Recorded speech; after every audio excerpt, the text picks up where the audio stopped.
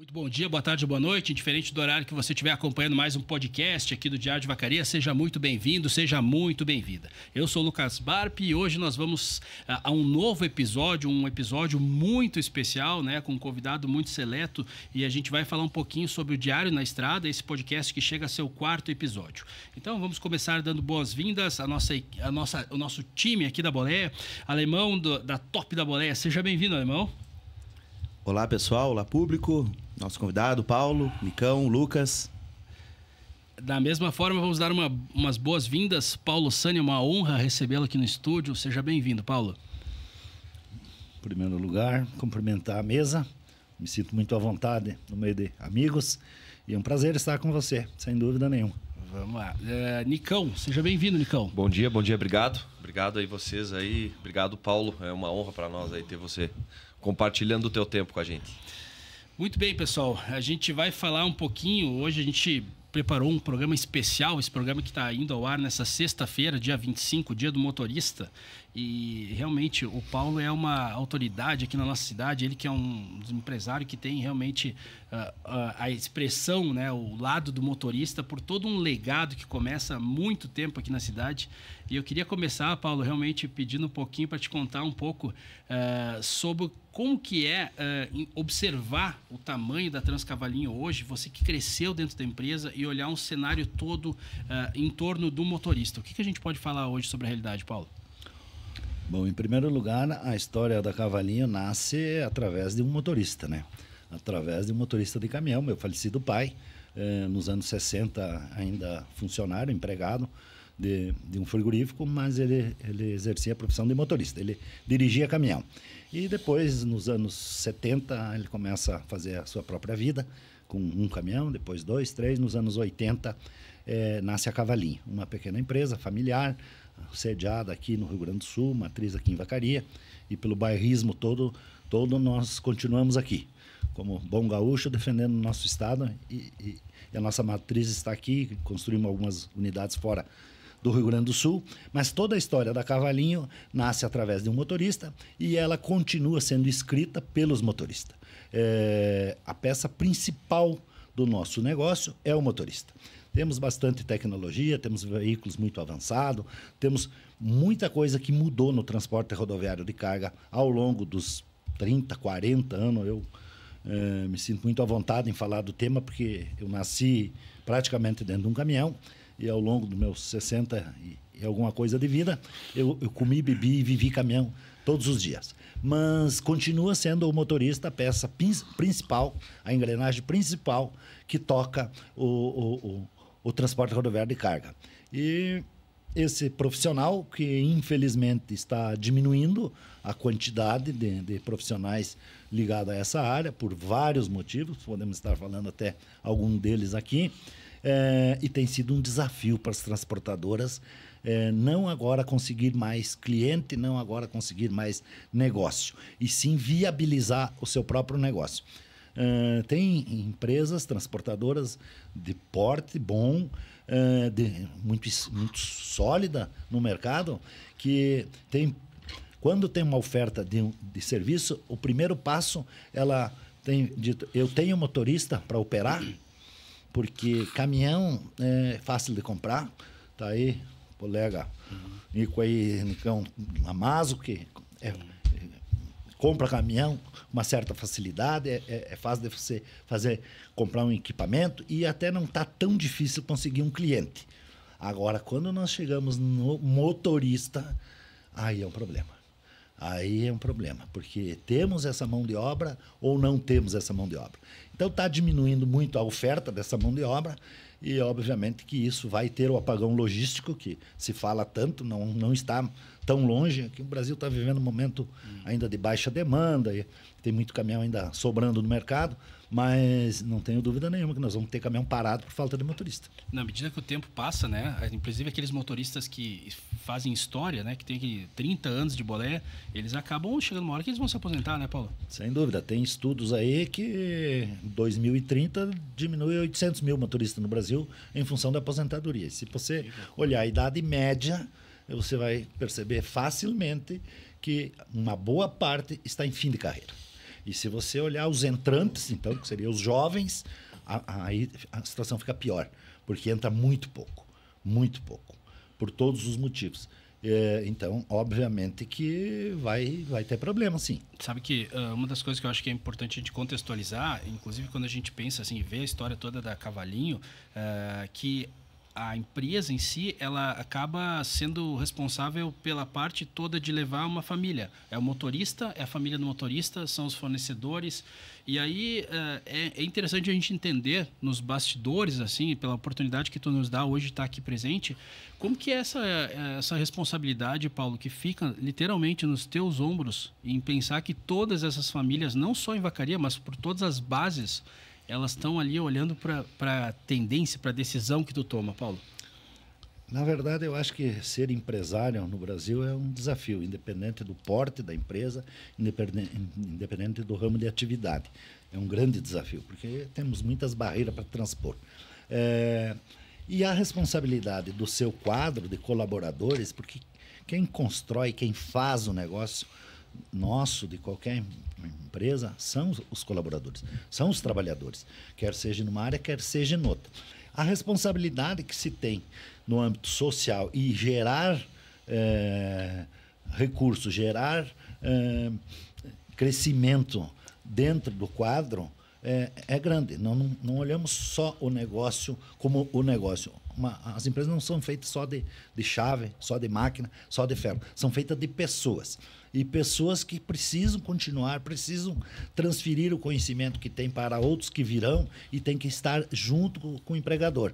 Esse é um desafio muito grande.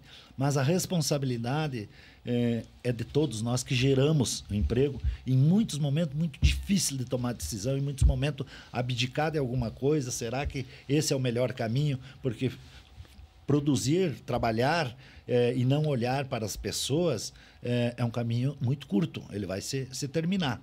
E olhar para as pessoas tem que olhar o todo, inclusive o entorno do colaborador, que você acabou de citar. As pessoas que entornam, família, mulher, filha, esposa, pai, mãe, sempre temos gente em casa nos aguardando para retornar, nos aguardando, e que depende do nosso trabalho para que eles tenham a sobrevivência. Então, responsabilidade do empresário, não somente a nossa, a gente tem um grande respeito pelo nosso time todo, mas ela é de todos os que geram renda, os que geram emprego nesse país aqui. Olhar o colaborador como um todo e não somente como um homem que presta 8 horas de serviço por dia e eu te pago e está tudo certo a nossa relação. Não é assim que nós vamos construir uma sociedade mais equilibrada. Sabe que, Nicão e Alemão, eu tive uma das maiores lições, não só pelo fato de a gente estar na frente do Paulo, mas nos últimos 22 anos, toda vez que surge alguma oportunidade de a gente falar sobre gestão de empresas, eu tive a oportunidade de vivenciar, e eu até comentei uma oportunidade com o Paulo sobre isso, que foi quando foi fundado o Centro-Honor aqui. E isso que ele está falando sobre essa relação que a gente tem de mão de obra, eu acho que é um verdadeiro desafio. Eu não sei, Nicão, tu também olha para esse cenário dessa forma, cara? Muito, muito. Até ouvindo o Paulo falar agora, eu estava pensando aqui, um diálogo que nós temos lá na empresa ali com os meus sócios ali, a própria família. O que faz uma pessoa hoje se interessar pela profissão de motorista?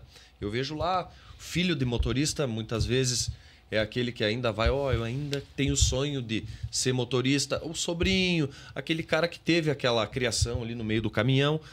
Agora, o que eu vejo não se tem o sonho que se tinha anos atrás de tu seguir essa carreira, por N motivos, né? Hoje em dia, a segurança, enfim, eu acho que está assim...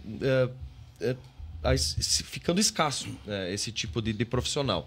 E sem eles nós não estaríamos aqui. Meu pai era motorista, o pai do Paulo. Meu também era. Teu também era. O que eu vejo é que cabe a nós fornecer, possibilitar assim, situações de engajamento para as pessoas terem atrair essas pessoas para o nosso mercado, através de um exemplo, um Centro-Nor, um centro de criação de pessoas, treinamento de pessoas para darem seguimento a essa linhagem, né, Alemão? Ontem, sabe, Alemão, eu estava falando com uma... Inclusive, se eu não me recordo, é Naira, que eu estava conversando com ela. Ela estava me contando que ela foi psicóloga por muito tempo. E ela estava me contando como diversas vezes esse trabalho de acompanhamento fez diferença para a vida dos caminhoneiros. Alemão, o que tu percebe tu lá na ponta, quando tu tá na loja falando com o caminhoneiro? Qual é o sentimento que tu escuta lá na frente?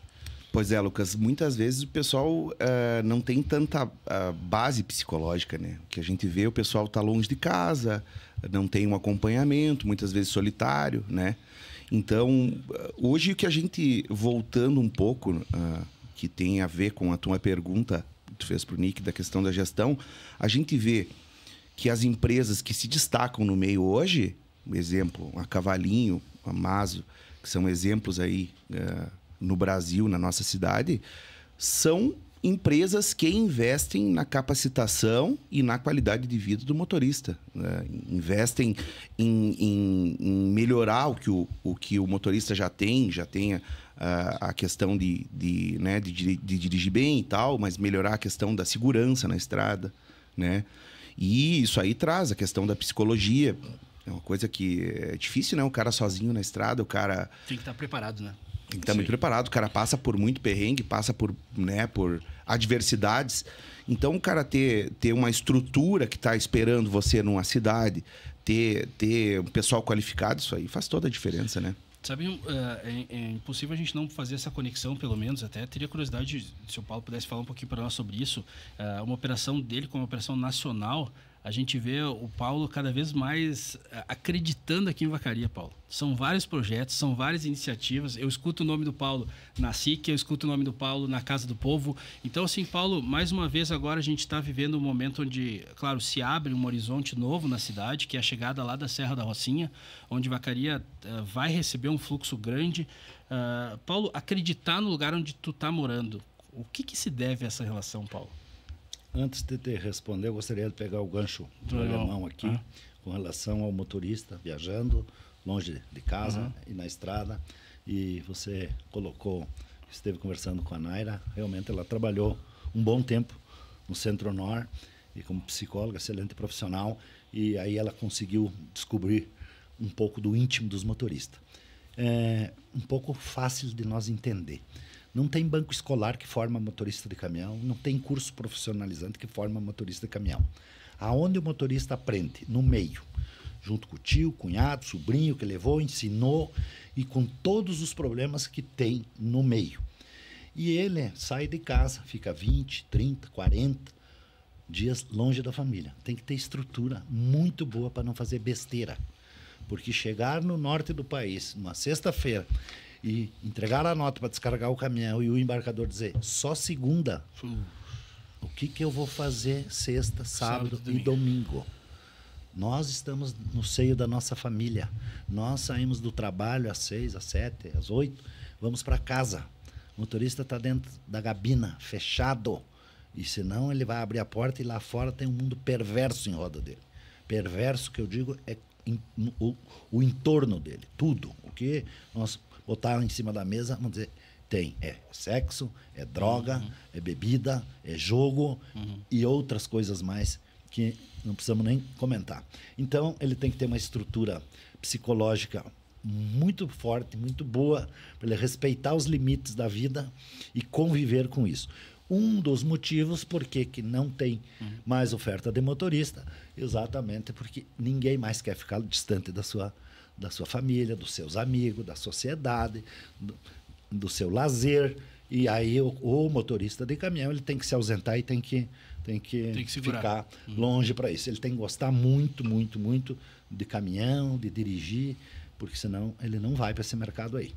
Centro-Nor a gente pode falar um pouco depois, mas respondendo a tua pergunta, eu falei que nós somos bairristas, eu sou muito bairrista, eu adoro Vacaria, eu moro em Vacaria, meus filhos nasceram em Vacaria, nossa família toda está aqui e a gente acredita no potencial de Vacaria e dentro da empresa, por que a Cavalinha tem? Nós temos excelentes profissionais. O nosso time da Cavalinho nasceu e se criou dentro da Cavalinho. Tem gente lá que está há 42 anos trabalhando com nós, 30, 35.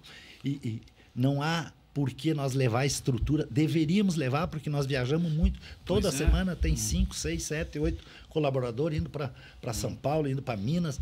Domingo agora eu estou indo junto, nós estamos embarcando em 5 para São Paulo. Então, os negócios não estão aqui, estão lá, mas não queremos levar embora da Cavalinha daqui pela qualidade do serviço que os nossos colaboradores prestam aqui, inclusive de custo.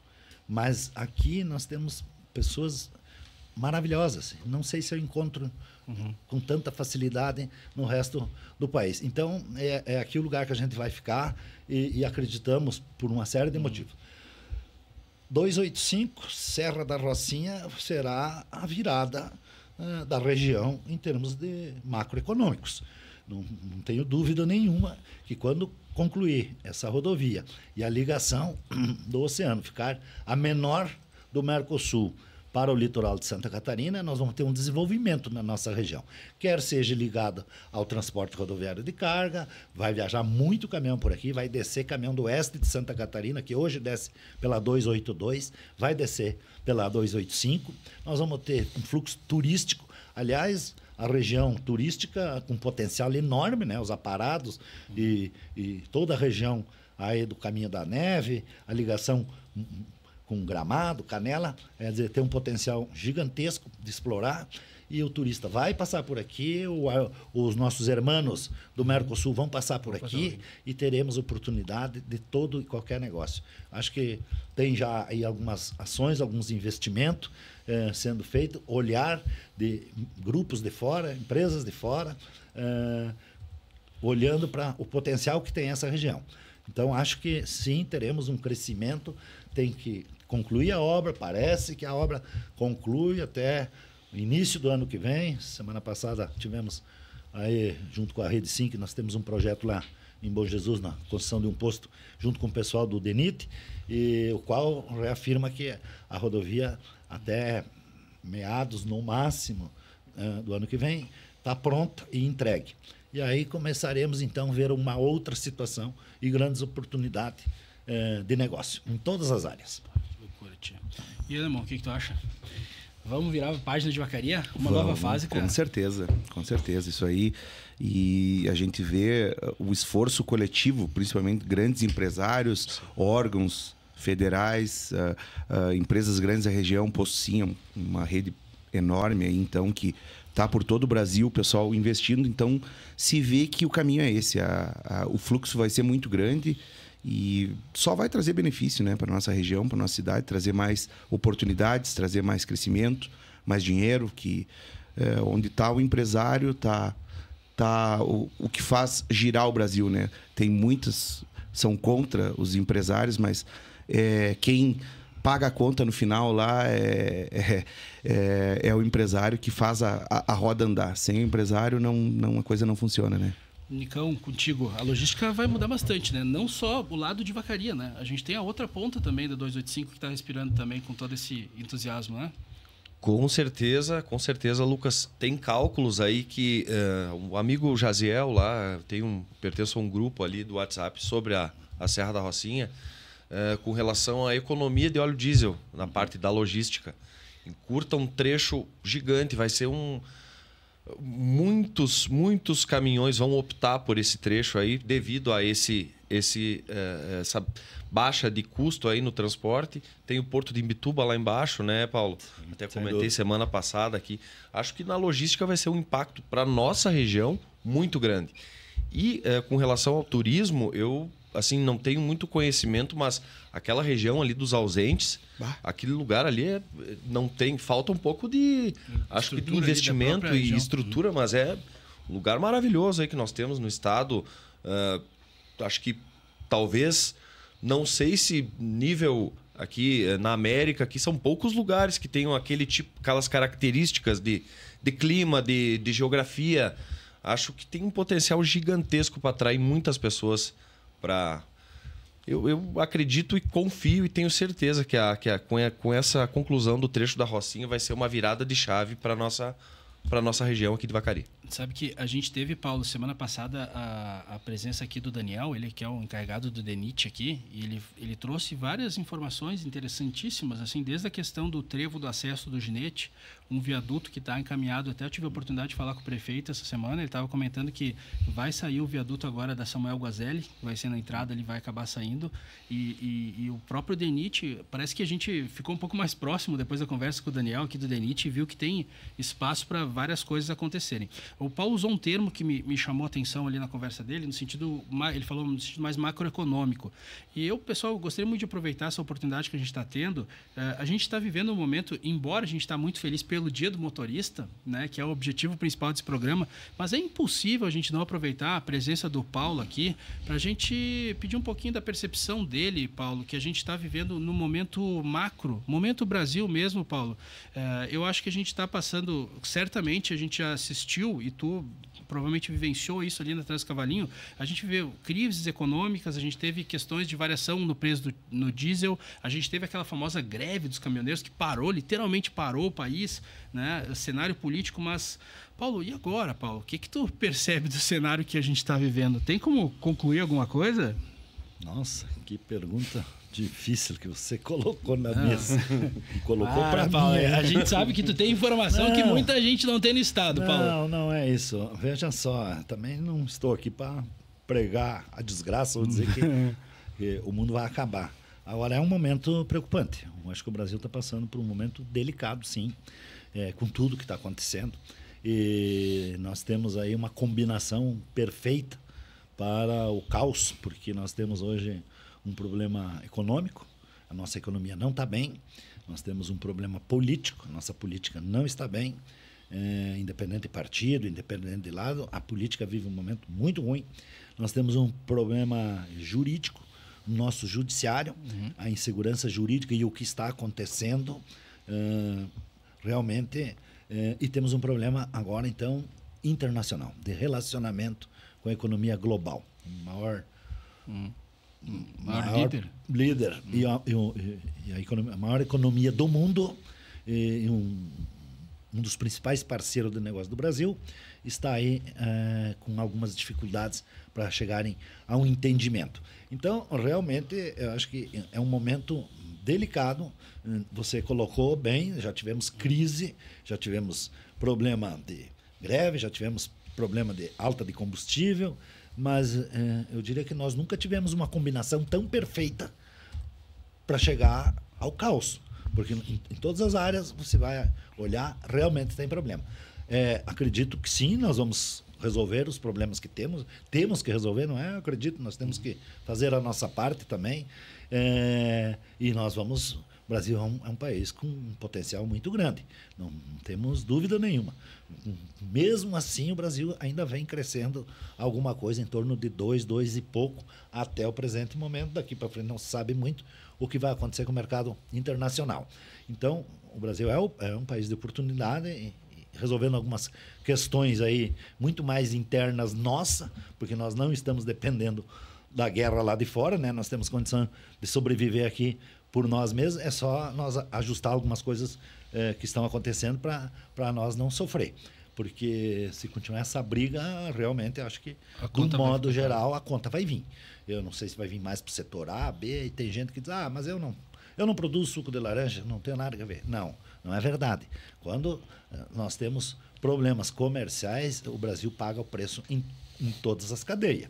Uns setores são mais, outros são menos. Paulo, dá para a gente concluir que, nesse momento, mais uma vez, o empresário, o empreendedor, ele está sendo chamado para entrar em cena e procurar a via política, procurar a via justamente econômica, mais uma vez, porque ele precisa se capitalizar, porque quem está com a carga no porto, quem está com a mercadoria lá, né, a gente ontem estava já sendo noticiado, né, que o mercado já não consegue mais fechar a janela da exportação sem cair já no tarifário lá no Trump.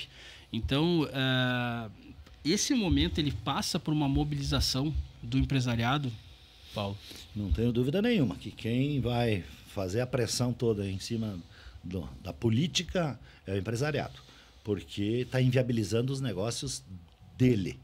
Então, de qualquer maneira, ele vai ser o propulsor da pressão política, governamental para as soluções do problema. O que não pode, o que não deve acontecer, a responsabilidade ficar em cima do empresariado para ele resolver uma questão de um problema econômico internacional, de relacionamento comercial, e que quem tem que criar a solução é o empresário. O que ele vai fazer? Vai lá reduzir o preço do produto que ele vende e vai inviabilizar o negócio dele para resolver o problema? Não. Agora, ele será o que vai fazer pressão, inclusive porque ele atrás dele ele tem seus colaboradores, que é a parte mais fraca do elo da corrente mais fraco, que é desemprego, que é parar a produção.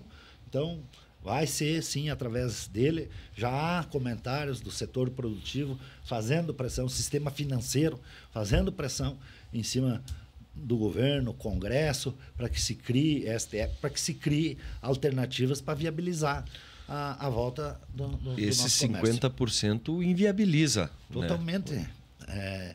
Há quem diga que isso não é um tarifaço. Isso é um embargo. Isso é um embargo comercial.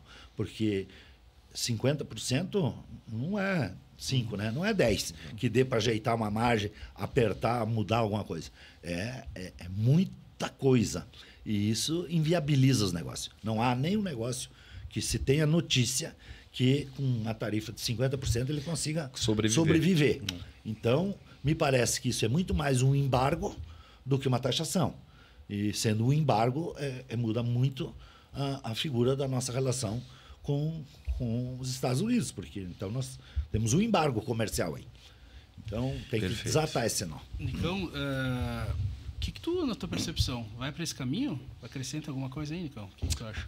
Cara, assim, ó, a minha avaliação dos fatos aí, assim, me parece que essa polarização que teve aqui, no mundo inteiro, né? Mas aqui eu falo de Brasil, não nos ajudou em nada, assim. Muito debate ideológico e, no fim das contas, acaba que vai estourar no elo mais fraco da corrente no final de tudo isso. Tá? Eu acho que, através das partes aí, deve-se chegar a um consenso para ser negociado esse tipo de situação. Nós não podemos deixar que um embargo desse tamanho comprometa toda uma cadeia que depende de exportar seus produtos para sobreviver. Junto com isso vem todos os colaboradores, tudo e direta e indiretamente dependem desses setores. Falando aqui da região, nós temos a parte dos móveis, que tu já comentou. O pessoal da madeira, aí, nós vendemos muita madeira para os Estados Unidos. O americano compra muita madeira do Brasil, né? Sem dúvida. E aqui nós vemos o tanto de caminhão de madeira que passa ali na frente todo dia, o dia inteiro, 24 horas por dia.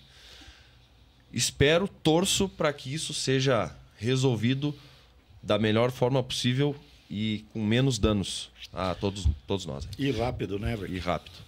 Eu acho que uma das coisas que também a gente tem que registrar nesse momento, porque é um momento histórico que a gente está vivendo, se a gente for analisar, as empresas que estão exportando, né? Eu estava conversando aí no sábado à tarde com um empresário, ele estava me contando que no mercado dele 80% da empresa era de exportação e que ele iria para o caminho de fazer o desligamento da folha, ou seja, já chegou na ponta, não vai se prorrogar muito. E isso aí vai vir um efeito cascata que vai chegar na loja, irmão. Claro que vai, sem sombra de dúvidas. Certeza. Não tem, vai chegar na loja, vai chegar no supermercado, e daí o cara que nem tu comentou, Paulo, eu não tenho nada a ver com suco de laranja. Cara, todo mundo tem a ver com tudo, porque é uma roda, né? Começa no produtor rural, daí tem o transporte, daí tem o motorista que compra na minha loja, daí chega no supermercado, tem o cara que trabalha não sei aonde, que vai no supermercado. Cara, o cara deixa de consumir.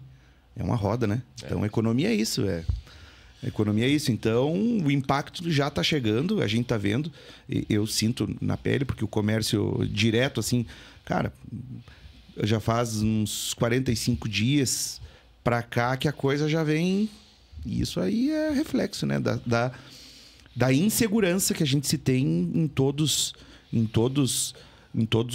os segmentos que a gente tem visto. A gente não... Apartidariamente, a gente vê uma bagunça, né? A gente não sabe para que lado que vai. Vamos torcer para que a coisa... Vamos botar o pé no chão. O que é bom para o Brasil? Vamos pensar no Brasil, não vamos pensar, né, torcer que os políticos aí resolvam esse negócio, que a gente, de alguma forma, resolva essa situação, né? Bom, pessoal, o cenário macro realmente ele é o foco, sem dúvida alguma, no momento que a gente está vendo, mas eu acho que a gente tem que deixar, ao mesmo tempo, né, vamos trazer para a nossa realidade aqui e vamos fazer um registro, já que a gente está no Dia do Motorista. Eu acho que a gente tem que deixar essa mensagem aí, porque tudo que a gente está falando aqui não vai para frente, independente do cenário externo ou interno, sem a figura do motorista. Então a gente tem que olhar para cá e para aquele motorista que nesse momento está acompanhando a gente até falou no último programa que a gente queria ver um motorista aí quando ele estivesse lá descansando, se ele ligar o celular, mostrar que ele está vendo Alguns já me disseram que se acompanhar. Que acompanharam. Uhum. Então, assim, a gente quer realmente que esse profissional continue cada vez mais sendo reconhecido. E eu queria te pedir, Paulo, para te deixar uma palavrinha aí para o motorista, que é realmente o coração da nossa operação no Brasil aí. Sem dúvida. Não só parabenizar os motoristas, né, pelo dia 25, que é o Dia do Motorista, mas chamar um pouco a atenção da sociedade como um todo, a importância que esse profissional tem na nossa vida, na nossa sobrevivência no dia a dia. O Brasil optou por ser um país rodoviarista, 62%, 64% que se produz hoje viaja em cima de caminhão, e os outros 36% depende também do caminhão para fazer as pontas. Então, 100% nós precisamos do caminhão. E muitas vezes esse profissional, só dar os parabéns para ele no Dia do Motorista, dizer para ele da importância que ele tem, que tem mesmo, talvez seja muito pouco. O reconhecimento da sociedade como um todo desse profissional, que não teve pandemia para ele, né? O único setor que não parou foi o rodoviário, né? E que não tem chuva, não tem sol, não tem tempestade, não tem enchente, não tem rodovia trancada. Tivemos o ano passado aqui uma catástrofe no Rio Grande do Sul e os caminhões continuaram se movimentando com muita dificuldade, com muito risco, atravessando locais não apropriados, mas eles foram entregar as mercadorias para sobrevivência, inclusive de quem estava ilhado naquela situação. E assim teríamos 1000 exemplos para dar. Então, não só deixar o abraço e a felicitação para os motoristas, como nós temos que entender essa categoria um pouco melhor como sociedade independente, como de negócio, que aqui nós temos negócio que depende de motorista, que vão continuar dependendo de motorista, mas não só isso. Nós olhar um pouquinho para frente, também tem uma parte que tem que fazer o papel deles, da própria categoria, acho que sim, mas a sociedade tem que olhar para o motor e dizer, se você parar, realmente eu não consigo escovar os dentes de manhã cedo, porque eu não tenho pasta de dente. Que coisa. Alemão, contigo, uma mensagem para os motoristas. Como o Paulo mencionou já também, cara, motorista, eu digo, não é profissão, é vocação, né? Na verdade, isso aí vem de pai para filho, de vô para neto. Então, isso aí é uma vocação que não é para qualquer um. Não é para qualquer um. Tem cara que não aguenta o tirão. Então, é uma lida. Vamos torcer, né? Que cada vez venha mais profissionais, porque todos nós, como sociedade, dependemos desse elo importante na sociedade, que é o motorista, quem carrega o Brasil, carrega a produção nacional, que leva aquela cervejinha que a gente toma no final de semana, carninha para nós fazer o churrasco, entendeu? Então, parabéns e deixo meu abraço a todos os motoristas, também a todas as famílias dos motoristas que ficam em casa esperando pelo pai, pelo irmão. E, pessoal, um abração e feliz Dia dos Motoristas para todos. Nicão, bola para ti, vai lá. Então, o pessoal aqui já falou, né, muita coisa. Faço das palavras deles as minhas. E um parabéns e um agradecimento a essa classe, aí, aos amigos, aos colaboradores motoristas. Nós somos gratos aí pela vocação que vocês têm em fazer desempenhar essa função aí para nós e com a nossa sociedade. E, cara, obrigado pro meu pai, né, cara? Nasci dentro de uma transportadora, como já falei aí, era lá no porão da minha casa, meu pai era motorista, me ensinou a viver com motoristas, a respeitar motoristas e aprender com eles aí tudo o que significa essa profissão. Muito obrigado, meu pai. Boa, Nicão. Bom, pessoal, enquanto o país dorme, né? Tem sempre um motorista, um caminhoneiro acordado e vencendo a solidão da estrada para que a vida siga em movimento. Esse é um dia muito especial para nós. Nós estamos aqui hoje recebendo esse grupo super importante, envolvido, que representa e toma decisões para que o motorista do outro lado do estúdio esteja aí na estrada recebendo a infraestrutura, o apoio e o reconhecimento necessário. Para isso que a gente criou o Diário na Estrada, para que a gente tenha a oportunidade de levar até você informações importantes, informações que reconhecem o seu trabalho e para que você encontre nesse canal, né, um espaço para que a gente leve informações importantes para você. O Diário de Vacaria agradece a sua audiência, continue acompanhando o nosso trabalho e vamos em frente. O Brasil precisa de vocês para que a gente continue crescendo. Independente do que esteja acontecendo, da porteira para dentro, da porteira para fora, o caminhoneiro tem que acelerar. Valeu, gente. Até o próximo podcast.